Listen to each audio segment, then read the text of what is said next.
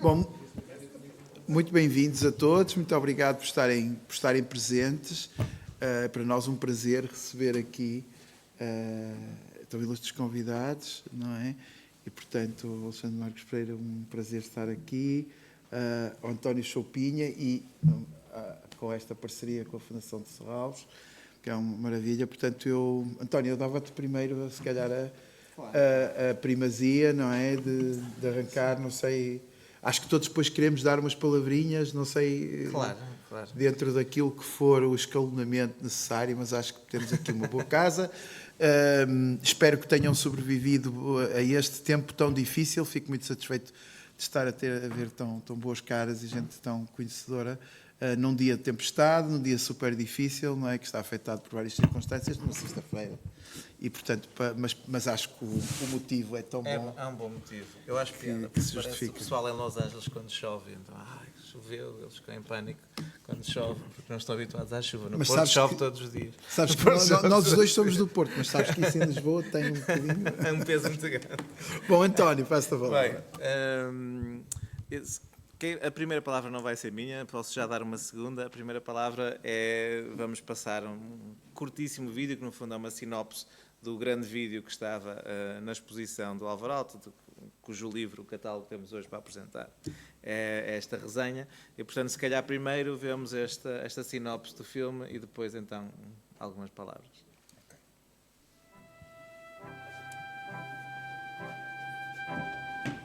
Certainly, Álvaro Alto was a complicated personality. He must have been extraordinarily appealing, magnanimous, very intelligent, exceptional people skills. You know, I think he probably had great charm. Aina Marcio Alto, she was the quintessential modern woman. A mother, an architect, a designer. She had all of these multiple identities. As a couple, they were, very appealing to their fellow architects. Well, within the modern movement, there were very few couples, so they were really quite unique and pioneers.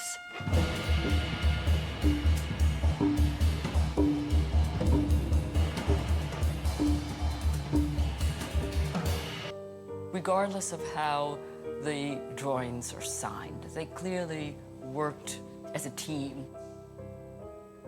She was an architect, a practicing architect. An extremely difficult training, especially for a woman in her generation.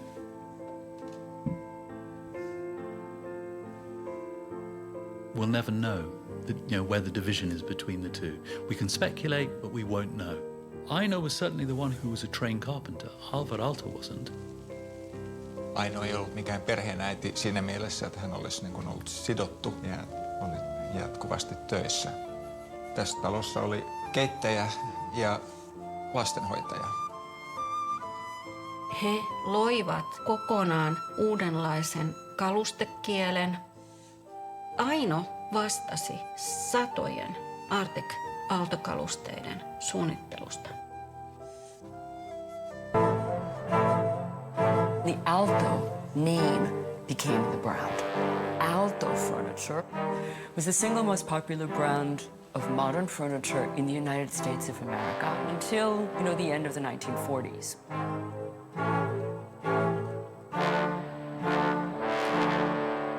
The MoMA project launches the Alto's popularity in the United States, but it was really the New York World's Fair that shifted and enhanced, I should say, that notion of popularity to something that was really unprecedented.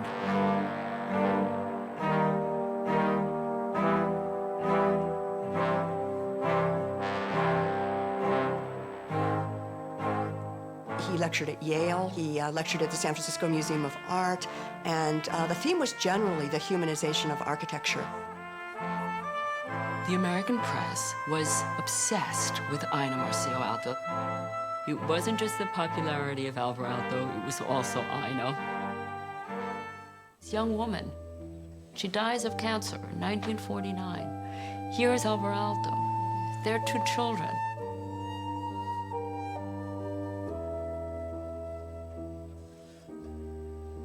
He does the thing that comes naturally to him.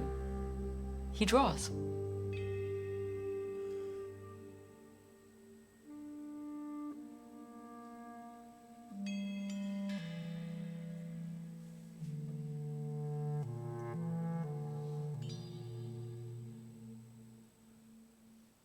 In about 1950, a young architect starts working in the atelier. They begin a relationship around the time that she's working on the Saunatsalo town hall. And then she was Elsa Makaniemi. And in a way, Elisa is very much the creation of the Aalto atelier. Whether it's her or whether it's Alva, we'll never know.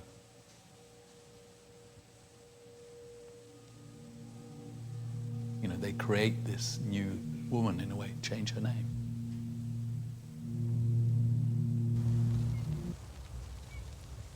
Alvaradolle oli luova työ hänen elämänsä ensiarvoisin asia.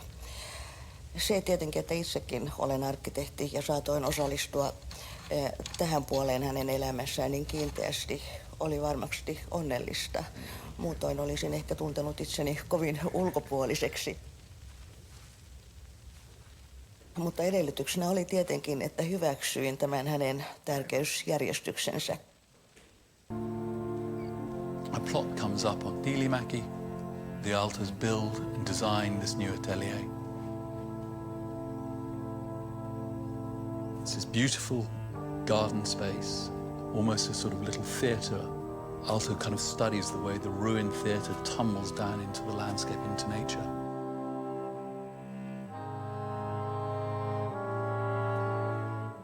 Aalto was very sure from the beginning that you'd never employed anybody who was not an architect, that you only employed equals or potential equals, an artistic atelier based on trust. You allow people to do what they want, but they do what they want within a very clear understanding of the main ideas. Absolute freedom, but also, in a way, absolute control. The building industry worldwide is a pretty sexist industry. People would find it very easy to say, well, you're only Alvar Aalto's partner because you're his wife. Even when he stressed that Elisa and he were partners, not everyone appreciated that.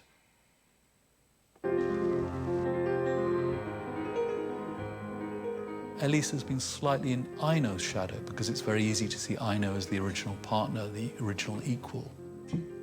But I think what's really remarkable about Elisa is the way that she took on the artistic responsibility of the whole atelier.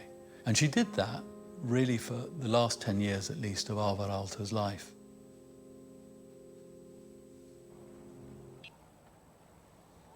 Let's be quite clear, Aalto was not very well in the last years. You know, he had a problem with drink.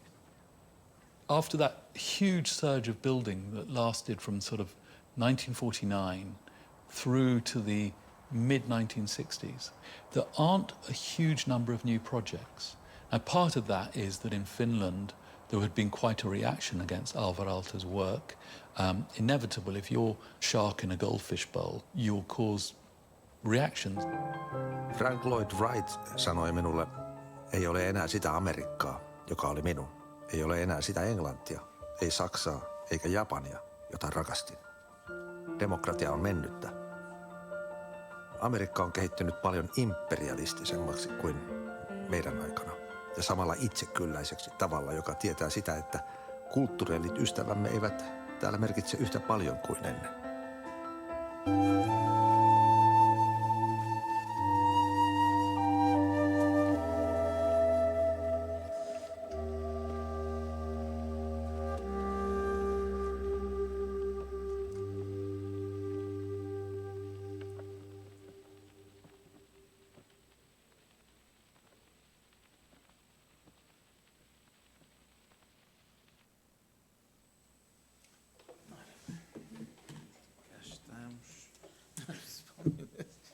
No outro ramos do avião da Ryanair, que eu aterrei há bocado de Londres e toda a gente batia palmas, parecia que nunca tinham andado de avião. Devia ser a tempestade. Ora bem, o livro foi o finissage, no fundo, da exposição.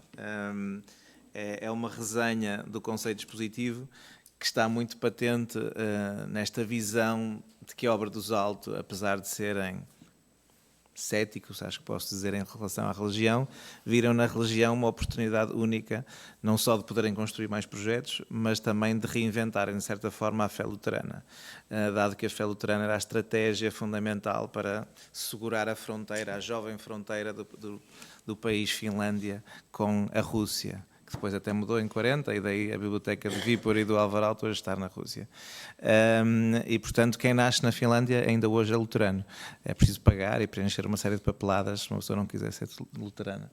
E, portanto, decidimos dividir a exposição, tanto espacialmente como os diferentes capítulos, a partir destes títulos bíblicos, que no fundo representam momentos específicos das obras dos Aalto, Gênesis, a origem, não é? Naturalmente, o êxodo, a internacionalização, até chegarmos, não é? Ao Apocalipse, que em português é Apocalipse por engano, porque a tradução do grego é revelação, mas alguém achou que Apocalipto era mais parecido com Apocalipse e colou. E, portanto, no fundo vai acompanhando até à morte da Elissa, que geriu não 10 anos, como diz no filme, mas quase 20 anos o escritório depois da morte do Alvar Aalto, justamente porque era considerada esta espécie de extensão do ateliê, uma extensão da capacidade criativa também dos Aalto, desta reinvenção desta figura que não era a Elsa, mas que era a Elissa. E o livro, no fundo, vai acompanhando esse processo, marcando os 50 anos de Alvar Aalto, que são este ano, daí a exposição agora continuar em itinerância para a China, inaugurará este ano ainda na China, para marcar os 50 anos. E eram os 90 anos da Artec também quando abrimos a exposição, e portanto há uma série de efemérides que marcam este livro e esta obra, que me parece tão pertinente agora como a carta que era lida em voz off pelo Alvar Aalto no final do filme, justamente porque estamos num momento geopolítico muito semelhante ao momento também que eles passaram a certa altura, espero que com resultados distintos ou consequências distintas, mas justamente aprender com a história, não é? Aprender com a arquitetura, e acima de tudo o foco deles era construir um corpo de obra conjunto, não importava se havia uma mulher, 2 mulheres, 3 mulheres, 2 maridos, o que importava era que estavam a construir algo para o bem comum, que é algo que cada vez mais é difícil ter presente na arquitetura, porque temos tantos problemas para resolver, legislativos, clientes, etc., e afins, que o bem comum às vezes vai ficando um pouco perdido. E parece-me que é, se calhar, a moral da história de quem lê o livro para mim, é de ver, claro, belíssimos desenhos, mas pensar que estes desenhos têm sempre este objetivo, não é? Tentar criar um mundo melhor com eles.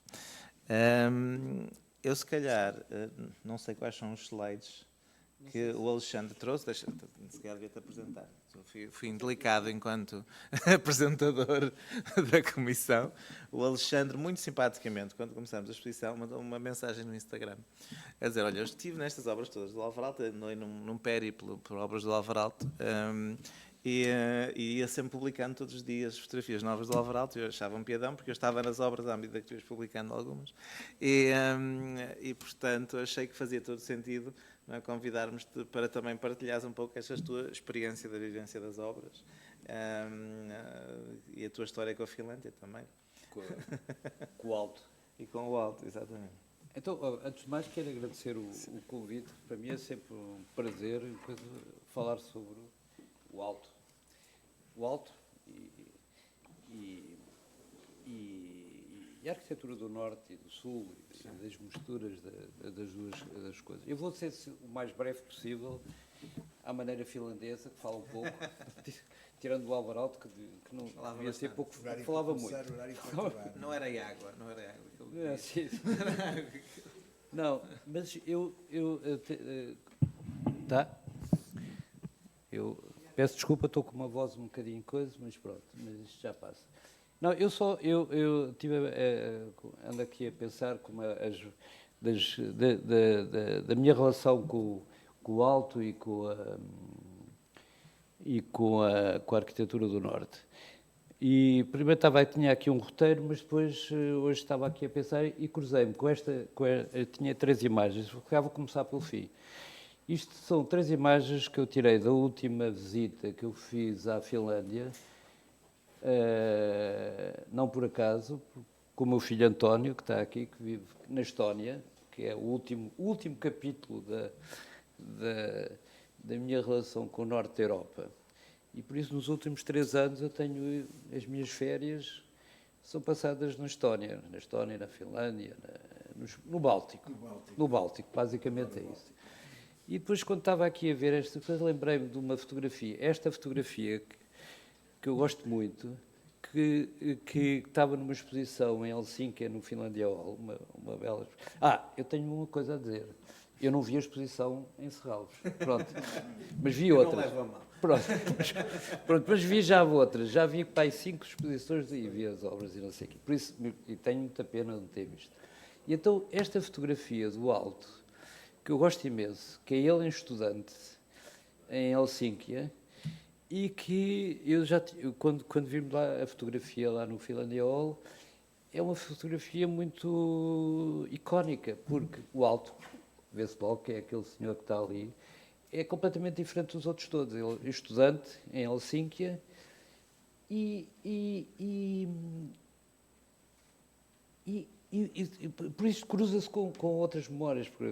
A minha primeira relação com o alto devia ter mais ou menos a idade dele, quando era estudante no Porto. Comecei a estudar no Porto e foi no Porto, obviamente com o CISA, com as obras, com os arquitetos, com o Manuel Correia Fernandes, que foi meu professor, que eu gostei muito, e quando ia às casas dos arquitetos na altura, em Moledo e não sei o quê, e via sempre um bocadinho do alto. As lareiras eram todas parecidas com as do alto. Eram todas assim, e o tijolo e aquilo tudo, e o alto estava sempre presente. Além da Casa de Chá, que eu sempre achei que podia ser uma obra fantástica do Alvaraldo. Aquilo é uma maravilha. Pronto, e então esta imagem é que o alto é o único que está aqui, que está completamente diferente dos outros todos. Que é de facto, o alto, e depois tem outra coisa que são com as mulheres, que ele de facto é um personagem especial. Não é? E isso, nesta fotografia, é muito sintomático. Parece que é o único que está aqui. Os outros estão todos em posse.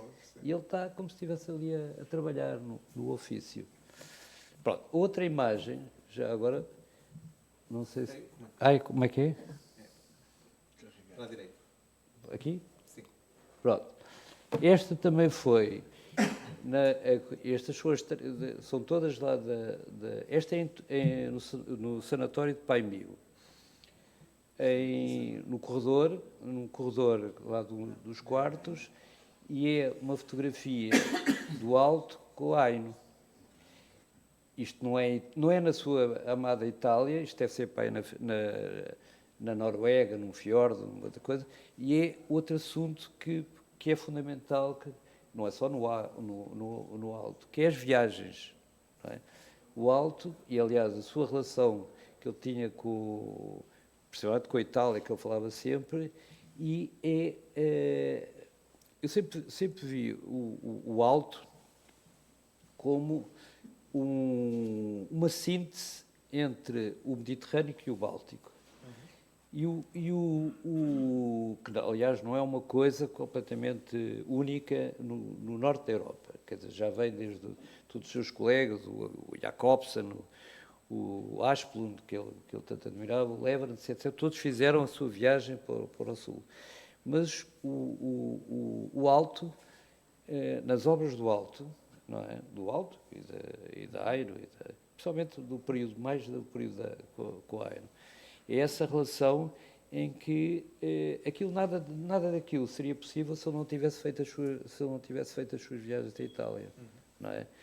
Quer dizer, o tijolo, tudo aquilo, a topografia que ele inventou num país que praticamente não tem topografia, não é? Que é um país praticamente plano, não é propriamente como a Holanda, mas é. E ele inventou isso a partir das suas viagens. E obviamente, ele sempre falou nisso. E agora, desculpem lá, eu às vezes posso estar aqui assim um bocadinho a saltar, porque as memórias também andam sempre assim em fragmentos. E eu, quando estava aqui a pensar nisto, estava a pensar de várias memórias que eu tenho, não só as memórias de estudante, depois as memórias das várias posições. Quando voltei, eu estive no Porto, depois voltei para Lisboa, porque eu sou de Lisboa, e aqui em Lisboa apanhei 2 ou 3 posições muito boas também. Uma primeira na Gulbenkian, que essa marcou muito, era estudante, uma belíssima exposição. Outra na Casa da Cerca, uma bela exposição, e outra no CCB. E na exposição, estava aqui a pensar nisso, na exposição do CCB foi a primeira vez que eu vi uma referência muito clara sobre a relação do Alto com a Aino, em que nessa exposição do CCB tinham as cartas e a correspondência do Aino, do Álvaro Alto com a Aino. E uma coisa que eu me lembro nessa altura é que ele estava sempre a pedir desculpa à Aino. Lá teria as suas razões. Tinha mesmo pedido. Exatamente, sempre a pedir desculpa de que isto e não sei o quê, dos filhos, da coisa, não sei o quê, não sei o que mais. Depois, também, já agora a outra, só para ser o mais finlandês à maneira da outra imagem, pronto. Só para ser muito rápido, que eu já... Esta também é da... Agora aqui já estão as 3. Os 3 não. O Álvaro Alto, a Aino e a Lisa. Isto também é isto é na tal exposição do Finlandia Hall. E eu gosto muito desta fotografia, não é? E eu gosto desta associação, porque o alto são vários altos, como toda a gente, não é? Há o primeiro alto enquanto jovem, o alto com a Aino, não é? E depois o alto mais tardio, que é mais ou menos aquele, não é? Com a Elisa. E só para rematar, depois tem aqui uma coisa que eu acho que era muito interessante, que estava aqui, que era nesta exposição, que era esta coisa do tempo, o tempo na Europa, o tempo da arquitetura e o tempo das obras do Alto. E só para...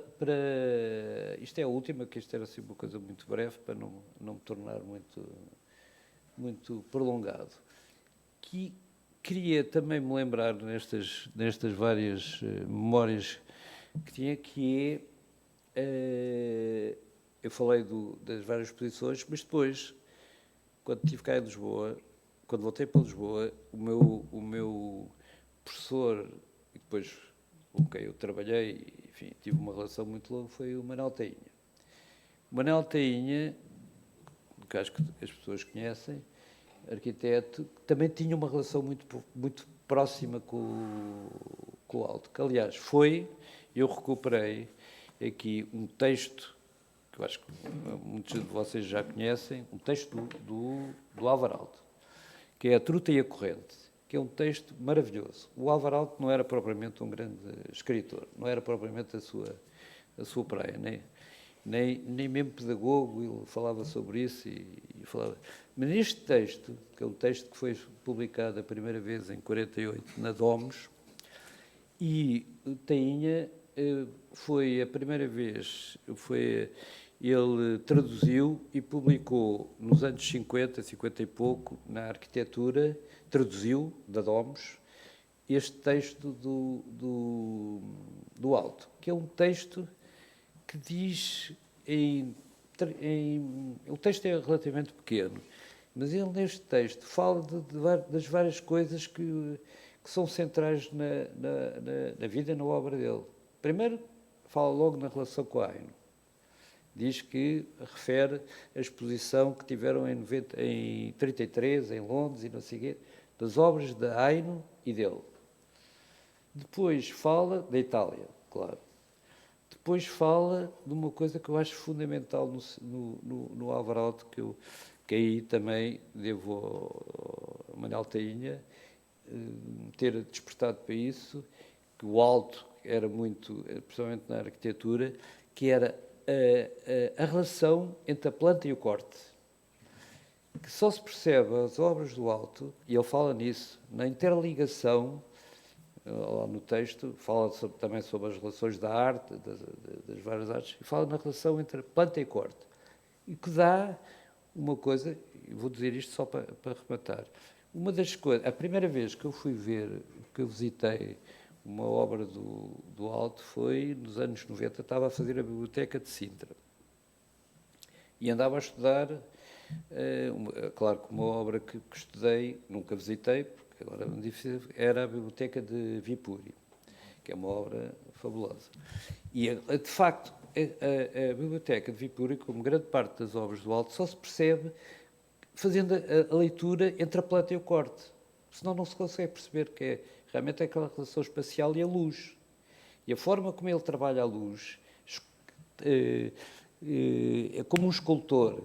Isso também tem muito a ver com o facto de ser um homem do Norte e de perceber que a luz no Norte, como a pessoa vai a um país do Norte, a luz do Norte é completamente diferente da luz do Sul.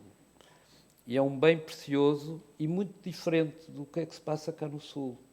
Quer dizer, no inverno é uma coisa, no verão é outra.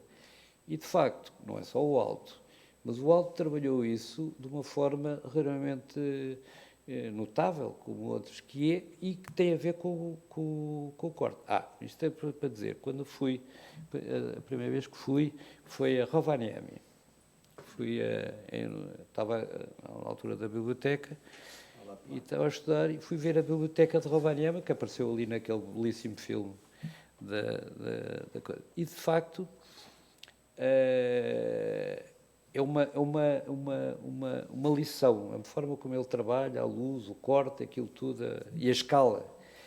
E eu só queria que é uma das primeiras coisas que eu estudei, quando cheguei às obras do Alto, o que me surpreendeu enormemente é a escala certa e assertiva. A pessoa, quando vai ver uma obra do Alto, aquilo é uma obra que, por fora, parece pequena e por dentro parece grande. E isso é uma qualidade, porque a escala, eu acho que para os arquitetos, é uma coisa que não há uma teoria, não é? E é das coisas mais difíceis de acertar numa obra. E o Alto, não é o único, obviamente, mas o Alto conseguiu isso como poucos, não é? A escala e depois a forma como trabalhava a luz e os materiais e os pormenores e tudo isso. Por isso, no fundo, acho que chega. Acho que chega. Para já. Havia muita coisa. Sim, há sempre mais que dizer. Esta exposição, por acaso, abriu recentemente. O Finlandia Hall foi restaurado recentemente. E adicionaram esta exposição como parte do edifício. Aliás, até adicionaram 2 quartos, um que se chama Quarto Aino e Quarto Oilice, e uma pessoa pode ficar decorada por uma ou decorada pela outra. Portanto, está todo agora um negócio, um mercado negro, se assim quisermos, dos Altos, para além do que é a arquitetura. Exatamente, sim. A arte é que foi vendida à Vitra, portanto, isso é outro negócio, então. Isso é ainda outro negócio mais complicado. Vou passar aqui à frente. Eu acho que a exposição e o livro começam justamente com o encontro dos dois. Ou seja, começa com o muito modesto nome que ele deu para o seu escritório, não é? O Gabinete de Arquitetura e Arte Monumental. Assim, uma coisa pouco pomposa, e depois o crescimento que ele tem, porque conhece nesse mesmo ano a Aino. Eles já se conheciam da faculdade. A imagem que tu puseste não é por acaso. O Alvaralto sabia ser um grande ator, não é? É um charmeiro. Não é por acaso que ele estava de branco, como nos filmes dos cowboys. O chapéu branco é aquele que se vê melhor, os outros vilões têm o chapéu preto porque ilumina pior. E portanto ele escolheu estrategicamente a fatiota, seguramente, da mesma maneira que a primeira coisa que ele fez quando chegou à escola foi fazer um desenho no caderno das meninas todas da escola, não é? Portanto, ele era muito estratégico, charmoso, não é? Sabia seduzir os clientes, etc. Mas sempre com grande ambição desde o início. E, portanto, a exposição começa justamente com esta quase oposição com a Aino, porque a Aino estava a desenhar esta escadaria para outro arquiteto em Jyväskylä, que ele achava uma escadaria monumental demais, então propõe que que devia ser como na Acrópole, uma pessoa sobe as escadas, mas há um templo no topo. E o templo finlandês é a sauna, e, portanto, propõe esta ideia da sauna cultural, que para ele era o projeto do classicismo nórdico que nunca se construiu, antes dele mudar para o funcionalismo, não é? De ir mudando. Mas estas viagens que tu falavas era muito engraçado, porque ele, para além da Itália, que é uma referência altamente visível, quase nem precisa ser assumida, principalmente nos primeiros projetos, ele recusava imensas das viagens que fazia. Ele dizia que nunca tinha ido visitar a Bauhaus, claro que foi. Claro. Há imensas coisas, porque não queria...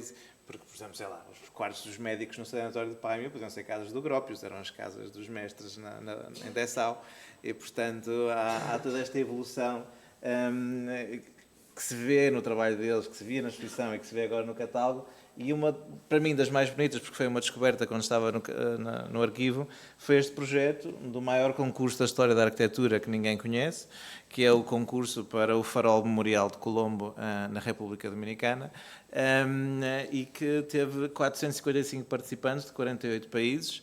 O júri era o Frank Lloyd Wright, e os vencedores do Chicago Tribune. Tinha gente de todo o mundo, sim, inclusive portugueses. Quem ganha é um jovem estudante inglês, e não os alto, por um lado ainda bem, não porque o projeto não fosse bom, que era ótimo, mas porque o John Glees, que ganha o concurso, só tem o projeto construído em 1994. Portanto, já tinha morrido há 20 anos quando constroem o projeto. E era estudante ainda quando ganhou o concurso. Portanto, os altos não tinham chegado lá. Mas é de facto um projeto, quer dizer, interessantíssimo, porque entra já neste domínio de que esta espécie de torre do Senhor dos Anéis no centro desta baía, que era um aeródromo terrestre, um aeródromo aquático, e o monumento ao centro deste grande vazio. E esta ideia sempre da cobertura como algo que filtra a luz. No caso de Bagdade, não é? Se quem visitar os museus do Renzo Piano vai descobrir de certeza este brise soleil em alguns dos museus, por exemplo, em Nova Iorque. E esta ideia de Paimio, do projeto de Paimio, que falavas, não é? Em que a luz é absolutamente fundamental, porque era a única cura que havia, não havia antibióticos na altura, isto é pré-antibióticos, e portanto esta ideia da descoberta da cura, também a partir da arquitetura, mas do contexto do design. E se calhar passava aqui uma breve palavra ao Avelino, depois de ontem, sem te pôr já muita pressão, mas depois tive uma conferência ontem à noite com o Frampton, em que ele estava a falar da importância que o mobiliário tinha na arquitetura, e estava a falar do mobiliário do Cisa das 4 casas, e estava a falar do mobiliário dos Altos nas casas deles, e portanto desta importância que, sim, a arquitetura é urbanismo, é território, é edifício, mas depois, a certa altura, se o mobiliário não for o certo, está tudo perdido, não é? Há coisas que são à escala, como eu costumo dizer. Apesar do grande gênio do mobiliário dos Altos não ser o carpinteiro. Eles eram ótimos, mas o carpinteiro é que inventou toda a tecnologia, o autocurnan para a madeira dobrar e tal, porque senão não havia madeira dobrada. Mas não tens falado de mobiliário, mas fala de só. Estava a dar o contexto. Eu vou ser relativamente breve e vou partilhar aquilo que consigo. Eu sinto-me... a música acompanha-me sempre, não é? E hoje, não sei porquê, acompanhávamos Ornato Violeta. E vocês conhecem aquela música do Ouvi Dizer, não é? Que é uma música... É sempre boa, não é? Apesar de já estar a ser muito ouvida. Mas um dos intervenientes é que eu me sinto, que é o Vítor Espadinha, que não é um ator espetacular, não é extraordinário, e portanto puseram-me aqui neste papel de falar com o alto, e ele também, o Vítor Espadinha na música não canta, mas tem que falar, declamar, e o poema faz parte daquilo, e aquilo funciona. Eu estava a pensar como é que eu consigo ser o Vítor Espadinha nesta conversa aqui, este poço de informação, esta enciclopédia, este conhecimento enciclopédico do António Chopin que todos vocês conhecem, e obviamente esta visão acutilante do António Marcos Pereira, que junta à prática com esta contaminação que tem dos seus próprios projetos e de conhecimento. Pronto. Eu gostava de falar aqui de 2 ou 3 coisas que acho que ainda não foram faladas, e para vos incentivar. Sei que quase todos compraram ou vão comprar, ou têm um catálogo, viram uma exposição. Eu tenho um problema aqui com o António Serralves, que é, sempre que ele marca as datas das inaugurações das exposições principais de arquitetura, e queria falar um bocadinho disso, se me deixarem, eu tenho outros compromissos quaisquer, fruto das minhas representações. Graças a Deus a Paula tem ido sempre representar a Ordem, e acho que ele compreende. A do alto foi a mesma coisa. Portanto, eu sou... Depois vou ver as exposições, que na semana passada, há 2 semanas, eu peguei na minha mulher e fui ver a do Aires de Mateus. Pagamos o nosso bilhetinho, que também contribui para o teu ordenado. E somos perfeitamente anónimos. É que nem sequer consigo aproveitar aqueles domingos gratuitos. Que aquilo lá, não, naquele dia, ou estou doente, ou qualquer coisa tipo. Não, vou mesmo, não é, a Serralves. E, portanto, aqui também me aconteceu a mesma coisa. E acho a exposição adorável. Mas queríamos falar aqui um bocadinho do catálogo, para que acho que vale a pena vocês verem. Isto, pá, não sabias, fica assim. Se às vezes me encontrares lá de fato de treino, assim, não sei o quê. Tipo, Tens em vez o meu de telefone, podes ligar quando não lá vou fores. fazer isso, não vou fazer isso. Ficam já todos convidados para a inauguração do Frank Gehry, dia 12 de junho. Portanto, assim já está na agenda, não tens desculpa. Mas, em jeito de Vitória Espadinha, queria dizer 2 coisas. A primeira e significativa é a justificação de ter uma exposição do alto em Serralves, neste período pleno do século XXI, e ter um orgulho de Portugal estar, não é, a fazer coisas dessas e ela ter despertado tanto interesse, não é? Porque a malta conversou sobre isto, não só arquitetos, isso está a acontecer muito, não é? Nós já somos um produto cultural e quase, em determinadas circunstâncias e no bom sentido, quase que um produto comercial. Ou seja, as tias e os tios já vão aos nossos equipamentos que divulgam arquitetura e não vejam isto com um lado pejorativo, mas como um lado que nos orgulha, que profundamente se justifica. Ou seja, já não é apenas ver aqueles que estão na moda atualmente e que a gente quer descobrir, ver os arquitetos portugueses, que é essencial, como evidentemente a que está lá agora neste momento, mas também, evidentemente, fazer um percurso e, portanto, acho a pertinência de ir ao alto. E eu senti-me um pouco também nesta viagem, agora ao obrigar-me a olhar para o catálogo, que o António me cedeu antecipadamente com muito gosto, e eu aproveitava para chamar aqui a 2 ou 3 coisas que acho que vale muito a pena este catálogo. Em primeiro lugar, obviamente, o que já adivinham, os desenhos são maravilhosos. Há um curtíssimo... vou tentar não ser muito spoiler, não é? Estragar há um curto texto do Cisa. O Cisa surpreende. Para o Cisa até é longo, que ele gosta de Sim, mas há um curto texto do Cisa sobre como é... E a gente está a ver o Cisa como é que ele... A primeira vez que ele conheceu o alto, ou seja, ele teve com o alto. Mas foi quase como um de nós, não é? Que aquilo já nos aconteceu, não é? O facto de ele estar lá a espreitar num grupo, ir visitar as obras e depois ainda por cima encontrá-lo na rua. E, portanto, não vou estragar mais do que isto. Vocês têm que ler, porque é o Cisa a fazer essa reflexão sobre como quase... Era jovem estudante, quase criança, não é? Para quem já tem 9 décadas. Como quem vem e vale a pena, exatamente, como vai ali beber aquela coisa, porque por causa da arquitetura do jogo do I, não sei o quê, e um pouco vai de encontro ao que o Alexandre estava a dizer relativamente à Casa de Chá, é óbvio, não é? Ele já falou várias vezes disso, o Frank Lloyd, sobre o alto. E, portanto, eu acho que aquele curto texto do Cisa vale ser lido e relido 2 vezes para se perceber o que é a camisola de gola alta, aquele encontro do alto e a figura. Acho que vale a pena. E a mim faz-me lembrar sempre as histórias que o Távora também contava e o Cisa conseguiu pô-los. O segundo é o texto, é o Giovanni... De Giovanni Palasma. Pronto, ele sabe, o Giovanni Palasma. O texto que fala, eu falo 3 coisas que o texto... Também me levou para 3 pessoas com quem eu convivi como professores no texto. Não me vou alongar muito com isso. Uma das coisas, desde logo, que me surpreendeu foi ele falar do áptico. Para quem teve o Alberto Carneiro como professor, não sei se algum de vocês teve, eu tive.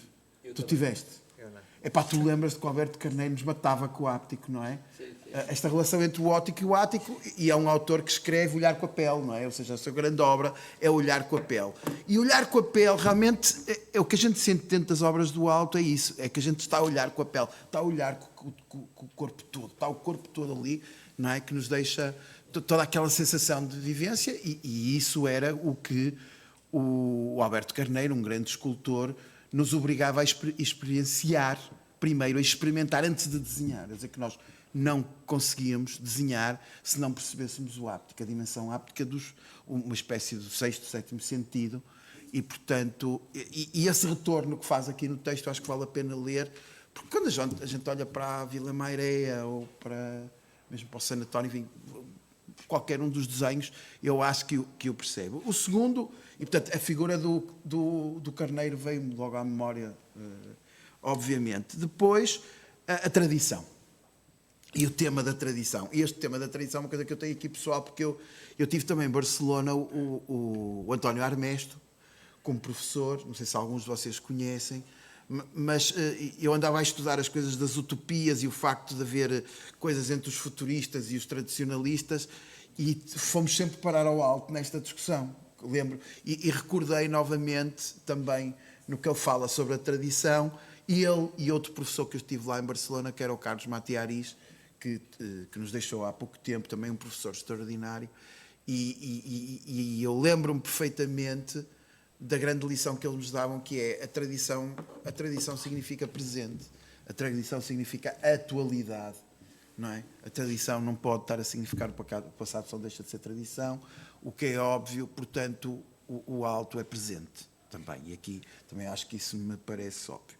Depois esta ideia da metamorfose, que, para acabar, não é? Que eu recordo, nomeadamente com uma personagem que eu tive, um professor interessante, muito pouco conhecido, um arquiteto chamado Pierre Davoine, na Inglaterra, que ele nos falava muito sobre esse aspecto, de uma forma muito tranquila e muito calma, mas da capacidade como os edifícios ganham dimensões de exploração tão dinâmicas. E, portanto, acho que o catálogo tem um pequeno texto, precisa, e depois um texto que tem que ser sorvido e que, além de ser lido, nos levanta caminhos para outras coisas. No resto, tenho muito pouco a acrescentar daquilo que é a minha experiência. Quem me dera ter esse périplo tão grande como tu, Alexandre.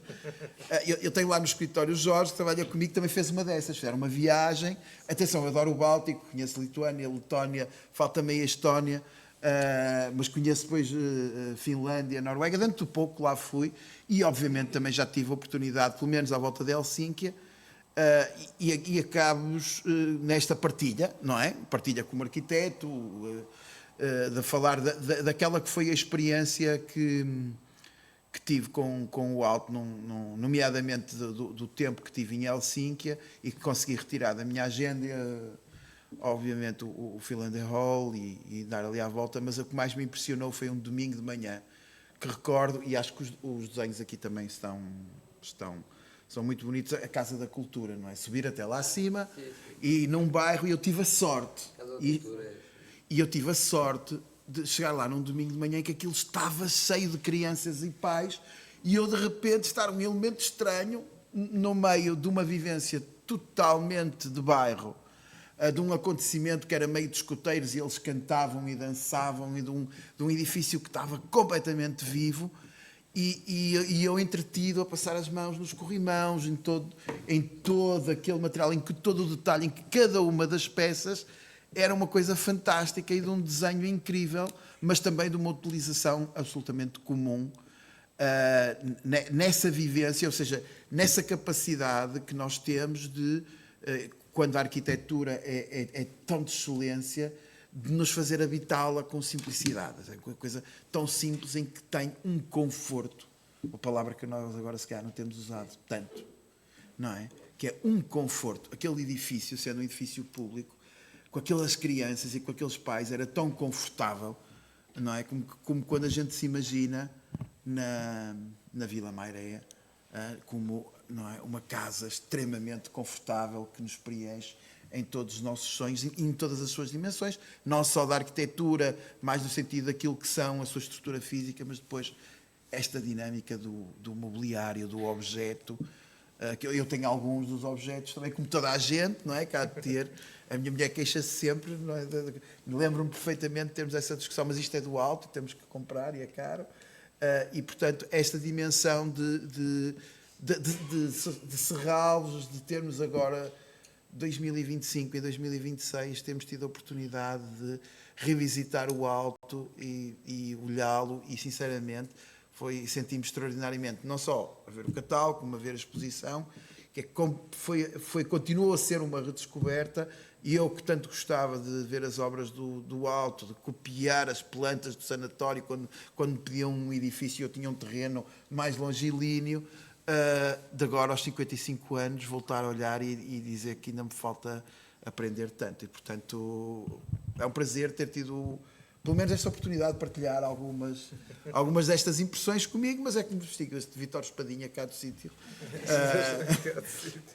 acompanhado, mas acho que valeu a pena e era a mensagem que eu vos queria trazer. Obrigado. Obrigado. Bem, isso foi uma ótima mensagem. O problema que tens com a tua esposa é um problema semelhante que quase toda a gente tem, suponho, em casa, à exceção do preço do mobiliário, que não é assim tão acessível, mas ontem o Frampton estava nesse debate com a mulher, que ele queria uma cadeira lá para casa, ele, deitamos fora o IMS, e ela, não vais deitar fora o IMS?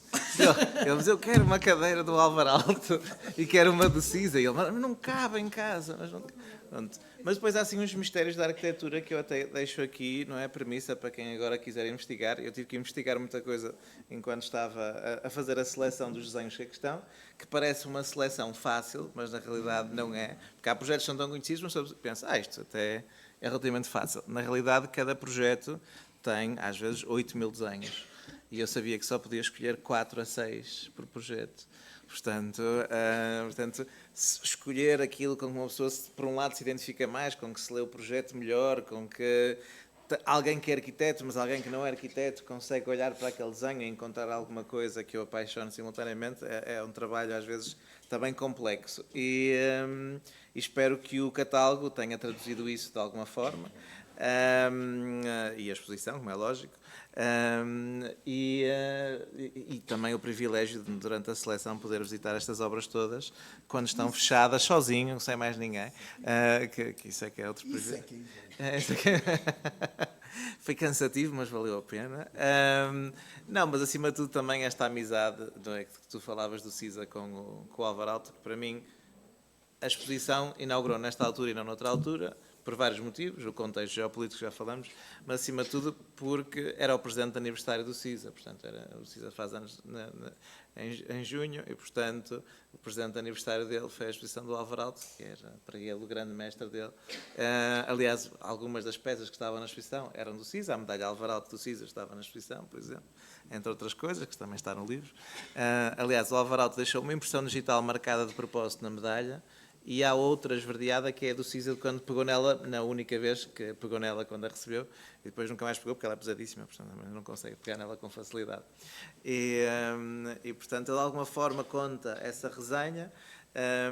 Acho que o desafio que deixo também em função do que falavas há pouco é quem quiser investigar melhor a relação entre a Casa de Chá e a Maison Carré, porque, de facto, esta ideia do teto de madeira que puxa o olhar para a paisagem é uma coisa altamente idêntica mesmo, mas que eles fazem ao mesmo tempo.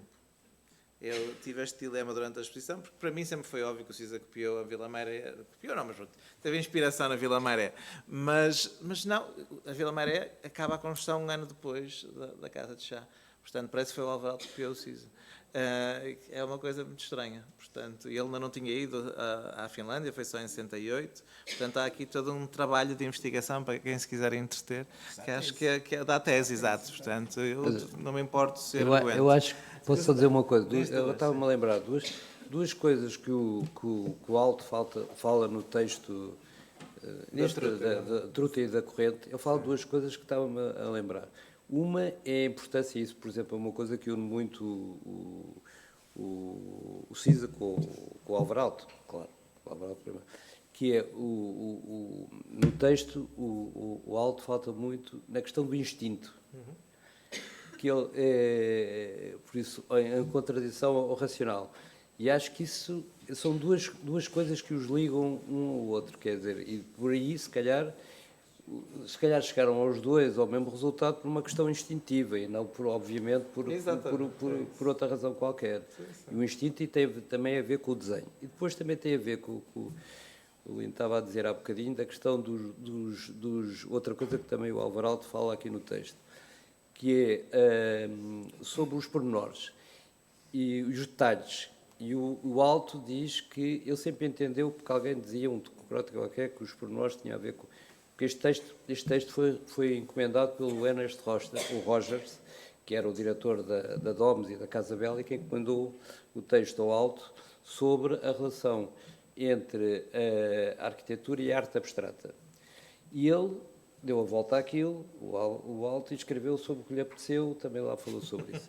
E ele, às tantas, fala sobre, nos pormenores, que ele achava, o Alto achava que o pormenor tinha muito a ver com a biologia. Agora, a propósito, com essa questão, da questão, por isso é que é essa relação também, por exemplo, entre o Álvaro Alto e o Frank Lloyd Wright, não é? Essa questão com o orgânico e essa coisa. E eu acho que isso leva tudo um bocadinho a desmistificar um bocadinho de que as coisas são muito racionais e não sei o quê, e tem tudo a ver com tudo. Claro. Estas coisas são Tudo está ligado na vida. Não sabemos é como, às vezes. Pois, ainda bem, se calhar ainda bem que não sabemos. Ainda bem que não sabemos. Não, mas mesmo, quer dizer, o verde seco era a cor, uma das cores favoritas do Álvaro Alto, justamente tinha a ver com a ideia da vegetação e da memória das viagens à Itália. O Álvaro Siza, quando desenha uma torre em Maastricht, decide desenhá-la toda de verde seco também, mas o empreiteiro achava aquilo muito mal, então pediu-se não podia ser de mármore branco e passou a ser de mármore, em vez de ser de tijolo de azulejo verde seco. Então fizemos um catálogo verde seco ao estilo do Álvaro Alto, mas com letras cor de tijolo, que era outro grande material que ele gostava de utilizar. E essa citação da truta e da corrente foi o Siza que fez questão de ter no catálogo, por acaso, porque ele usa o mesmo sistema, que é quando está empancado num problema, vai dar uma volta, vai desenhar outra coisa que não tem nada a ver com a arquitetura, e a solução lá surge. Os desenhos de criança, como dizia o infantis e como dizia o Alto. Pronto, e temos... António, já que estamos num tom de conversa, não sei se depois se quer estender. Sim. É assim, uma das coisas que eu me intrigo, acho que tenho assim de memória, aquela coisa de que a Aino e ele, a certa altura, concorriam um contra o outro. Tu de certeza que sabes contar isso? Eles não concorriam bem um contra o outro, eles queriam ganhar os projetos. Então faziam concursos também individuais para garantir que alguém ganhava o projeto.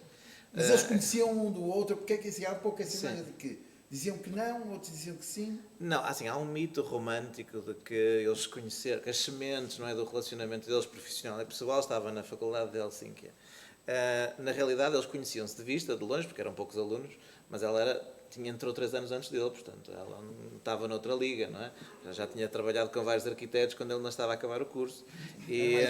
Exatamente. E então, o que eles faziam, quando ela se muda para Iváscula, por coincidência, que era a terra natal do Álvaro Alto, e começam a trabalhar, já que ela fazia trabalhos individuais, porque ela é que era a especialista da carpintaria, a diretora da Artec, tudo, eles propunham sempre um concurso com um projeto de escritório conjunto, que era um misto das duas propostas deles, um projeto individual do Álvaro Alto e um projeto individual da Aino.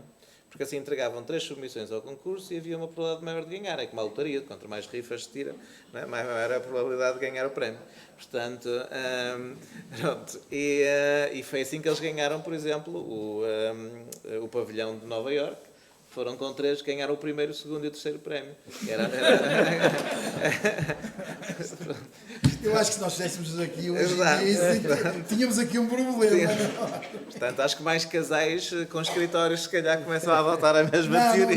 Não estão a senão depois o Tribunal Deontológico da Ordem vai ter muitos problemas. Bem, mas temos um quarto depoimento, que não é de nós os 3, que é do Johanni, que mandou uma mensagem de voz, que nós simpaticamente ilustramos para não ser só a voz dele, até porque está em finlandês, portanto era complicado.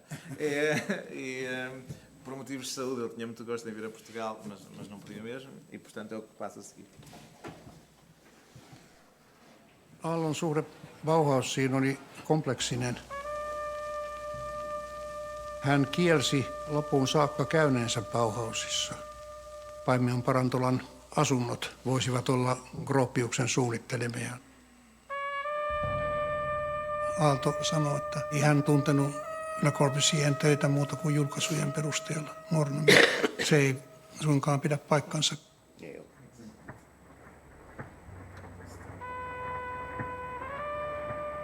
Turun Sanomien talo on aivan tyylipuhdas Le Corbusier'n ideologian tuote. Aalto oli suhteellisen tyylipuhdas modernisti, mutta vain 2 vuotta. Paimion Parantolan ja Viipurin kirjaston myötä hän löysi sitten oman valtakuntansa. Kun hän aloitti sen suunnittelutyön, niin hän sairastui ja oli joitakin päiviä sairaalahoidossa. Ja siinä hän oivalsi, että sairaalassa potilas katselee maailmaa eri asennosta kuin terve ihminen. Niinpä hän sitten kirjoitti, miten hän suunnitteli tämän Paimion Parantolan horisontaaliselle ihmiselle. Empatia ulottui hyvin pieniinkin yksityiskohtiin. Minä pidän Paimion Parantolaa koko modernismin historian sinä rakennuksena, jossa on eniten keksintöjä.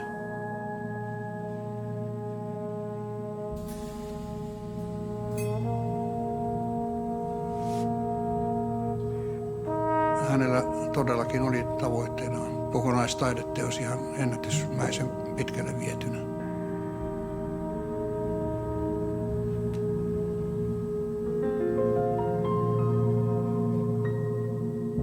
Se oli juuri Paimion Parantola, joka sai hänet paneutumaan huonekalusuunnitteluun.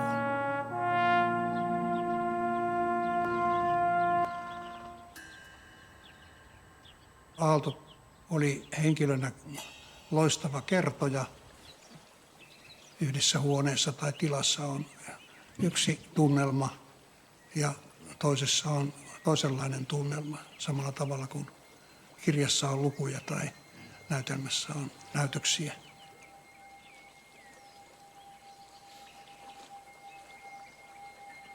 Meillä pohjoismaalaisilla, erityisesti suomalaisilla, on taipumus metsäunelmointiin. Ja niin hän toi tämän metsäunelmoinnin arkkitehtuuriin. Modernismi yleensä on pyrkinyt mahdollisimman lasiseen tai läpinäkyvään vaikutelmaan, niin Aallon Jyväskylän korkeakoulu on hyvinkin umpinainen. Ikään kuin tämä olisi keskiajalta kotoisin ja tulisi vielä kestämään tuhansia vuosia.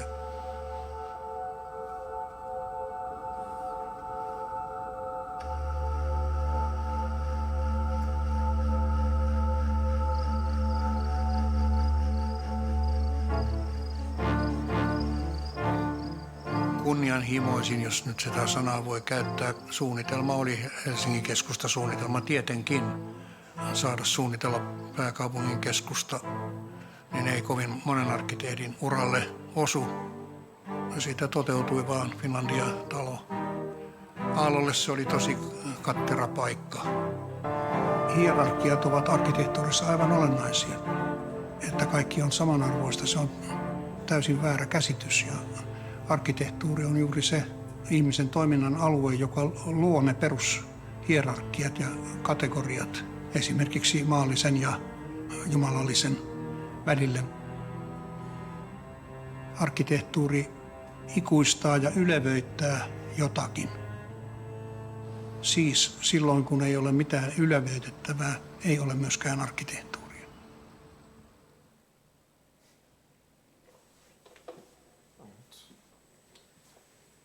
Se calhar fechamos aqui com o projeto de Helsínquia, que deve dar uma nota também para quem é ambicioso, como são todos os arquitetos, mas o Alvarado em particular, que é façam projetos que ninguém vos pede, porque a capital de Helsínquia não foi pedida, inaugurou o Brasil e todos os arquitetos do mundo queriam uma capital, então ele disse, vou desenhar uma capital que ninguém me pediu, então faz todo um plano para Helsínquia e depois fica muito desapontado quando ninguém aceita construir o plano que ninguém lhe pediu.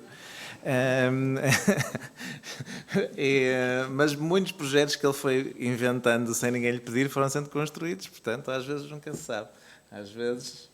Alguém construiu estádios assim, bastantes. Eu por acaso só por último, quando fui a Rovaniemi, a propósito disso, ele encomendaram-me para fazer a biblioteca de Rovaniemi.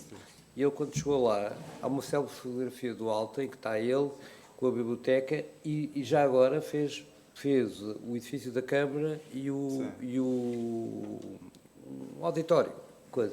E então convenceu-os que só faria sentido fazer a biblioteca se fizesse os outros dois. Pois, exatamente. Sim. Não, mas mesmo, quer dizer, pois, os Aalto que inventaram, podemos dizer que inventaram porque eles nasceram antes do país existir, portanto eles, no fundo, criaram uma identidade arquitetónica para o país e eram os heróis da nação, até deixarem de ser. E o Ciso e o Eduardo, quando fazem esta proposta de um museu de arte contemporânea para Helsínquia, é automaticamente eliminado o concurso, justamente porque seguem este plano de Helsínquia do Alvaralto, e o Alvaralto naquela altura era persona não grata. Eles achavam que o Alvaralto tinha consumido a arquitetura finlandesa e não tinha sobrado nada para os outros. E, hoje em dia voltou à posição de herói, novamente. Não é? Houve ali uma altura em que era só marca. E acho que também um dos objetivos da exposição e do catálogo era dar-lhes corpo como pessoas outra vez. Isto levou-me, não sei, nós hoje estamos aqui sim, um pouco a perverter isto tudo. Eu Estive há pouco tempo em Brasília e estava a tentar lembrar de quem foi o autor, também um colega arquiteto, que é Morroscar, não sei se sabes, fez um artigo no jornal do Morroscar, porque a certa altura o Niemeyer tinha as obras todas e já com 80 e tal anos. Teve o mesmo problema, Isto aconteceu exatamente a certa altura, eu não me lembro quem é o arquiteto, mas que escreve um artigo no jornal a dizer: Morroscar, como quem diz, estás a tapar a toda uma geração que vem de fazer equipamentos públicos e edifícios, e essa sensação estava também já na população a acontecer. É por isso que o barco que ele desenha se chama Ninguém é Profeta na Sua Terra. Porque ele chega a uma altura em que era herói e subitamente passa a vilão. O Niemeyer foi uma pena, quer dizer, no fim da vida ele queria fazer um obelisco no eixo de Brasília e diziam que era o unicórnio, a cidade dos unicórnios. Foi uma humilhação nos jornais desnecessária para o fim da vida. Mas exatamente porque havia também essa reação que houve um bocadinho com o Alvaralto, de rejeição das gerações mais jovens, em que o Juhani Palasma, que hoje em dia é um dos grandes defensores que escreveu para o catálogo, também fazia parte dessa geração no início. Também falava mal do alto, mas agora o alto é o alto no céu e o alto na terra, os dois. Portanto, são fases, não é, de vida diferentes. O que tem muita piada, e deixo só, é esta coisa de que o pavilhão da Finlândia do Alvaralto, que foi construído para ser temporário, era o pavilhão de Portugal. A nossa representação portuguesa na Bienal de Veneza, durante muitos anos, foi no pavilhão da Finlândia, porque eles não precisavam, tinham o pavilhão dos países nórdicos. O pavilhão do Alvaralto foi construído como um fait divers da cliente da Mary Gullichen e, portanto, nós alugávamos o pavilhão, isto é, o Alberto Carneiro, a escultura, era tudo artistas e arquitetos portugueses que expunham no pavilhão da Finlândia como se fosse o pavilhão de Portugal, que eu acho que é assim uma delícia, da mesma maneira que ficaram com a nossa bandeira monárquica, que era bem mais bonita.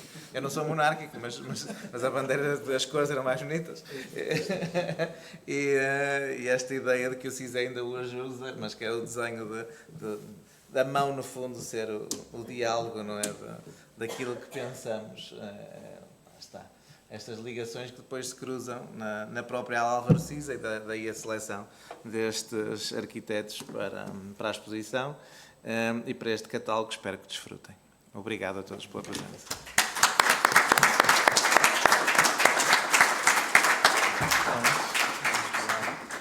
Acho que foi minimamente divertido. Acho que foi, menos tempo.